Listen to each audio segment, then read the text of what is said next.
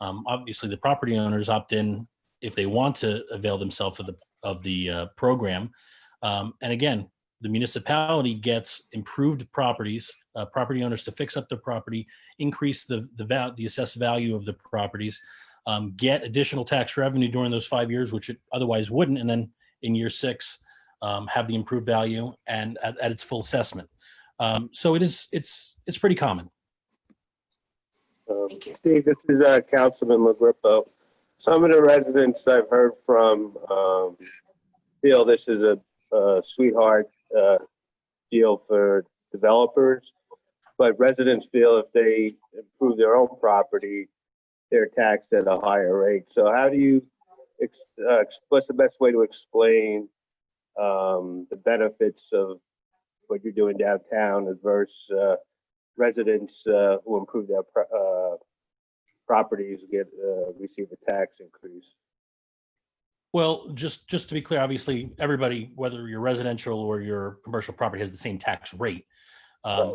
The benefit to the residential owners, even though it may not be direct under this exact ordinance, unless they're obviously residential property owners in the downtown area, are benefiting by having the commercial properties in town have their assessed value increased.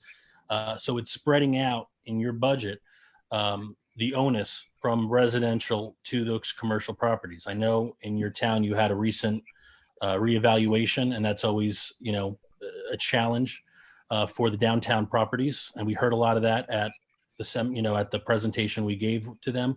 But when you have commercial properties that are improving their properties and thus the assessed values are going up, that's going to increase their share of the burden of your overall tax liability in town. So is that, And I think safe to say that's 5 years down the road? Say that again, Councilman? Is that safe to say it would be 5 years down the road that they would, the residents would see the benefit of the new rate of the tax rate? Well, no, because the assessed value is going to go up immediately once the improvements are made. It's just that a portion, again, it's not going to be the entire amount of the improvement. The example I gave you before, for single families, it's only up to 25,000. For commercial industrial, for multiple families, it's capped at 30% of the value of the improvements. So it's the value in year 1 of the improvements, the assessed value is going to go up. And for the most part, as I mentioned before, the most common formula that's used is the phase-in. So it goes up incrementally each year. I think it also speaks to whether or not you believe that a vibrant and revitalized downtown benefits the overall town as a whole. Mm-hmm. And I think what we've seen is that there isn't, the state of our downtown is lacking investment clearly, and there hasn't been anything that spurred their willingness to invest in many cases, upgrading their property. So if this will do that, and can spur activity downtown, I think the entire town will benefit. And people would see that in, ultimately improve property values, et cetera. So, and I think if you made it town-wide, you do run the risk of losing, there are people that are gonna make improvements to their town, to their homes, irrespective of this. And then you run the risk as that we would be foregoing revenue, tax revenue that we would be otherwise be getting. And I don't think many of us would say that that's what's happening in our downtown. Yeah, I think, go ahead, Linda. Yeah, Linda, go ahead. I just wanted to clarify too, Councilman, because I think you said that it was benefiting developers. This is actually benefiting downtown property owners and landlords so that they can make improvements, I think, Steve, right, to their properties.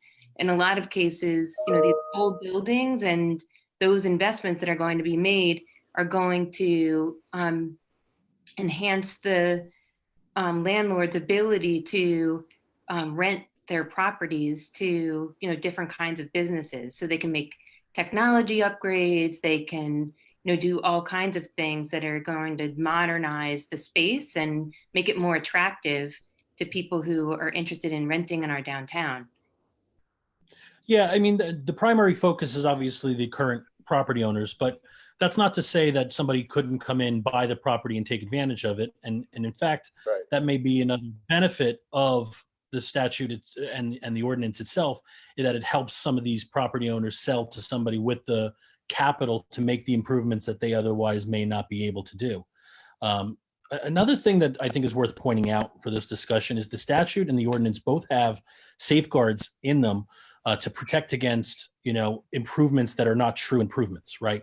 So, maintenance costs, the painting of buildings, the refitting of, for a new tenant, the making repairs to a building that were, because of a fire or other casualty that you're using insured proceeds from. Those are all exemptions from what we consider improvements.